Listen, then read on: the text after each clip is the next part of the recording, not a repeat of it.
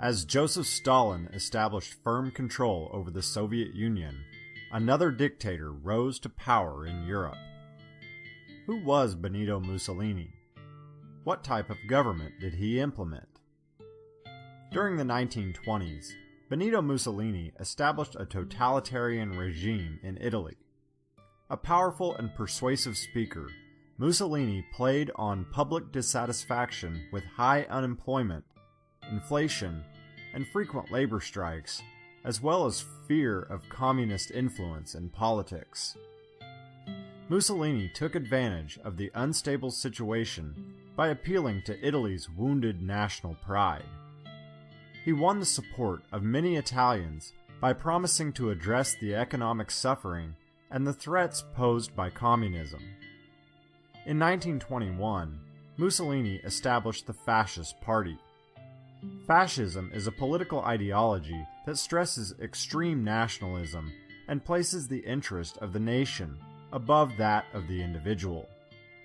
Fascism also emphasizes the need for a strong leader with the power necessary to address and eliminate the nation's problems. In October of 1922, Mussolini led 30,000 of his followers, known as Black Shirts, in an event known as the March on Rome. When many of the police, military, and government officials refused to stop the movement, the Italian king appointed Mussolini to lead the government. Rather than using the title of Prime Minister, Mussolini referred to himself as Il Duce, meaning the leader. Mussolini was granted emergency powers that were to last for only 1 year, but in doing so, the Italian parliament unknowingly established a dictatorship that would last for the next 20 years.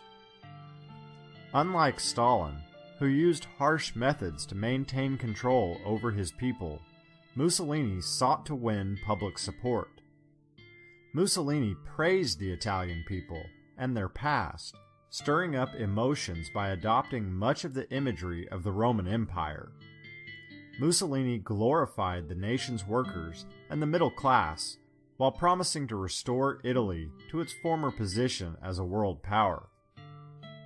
Under fascist rule, Italy had a balanced budget, inflation was eliminated, and the railway system was modernized. However, much of the success stemmed from the fact that Mussolini silenced his opposition. Opposing political parties were disbanded, while the press, radio, and film were used to distribute a ceaseless flow of propaganda. Over time, the fascists extended their control to every aspect of Italian life. The school system was used to indoctrinate children into fascist ideology. Students wore black uniforms, and the concepts of discipline, duty, and obedience were emphasized.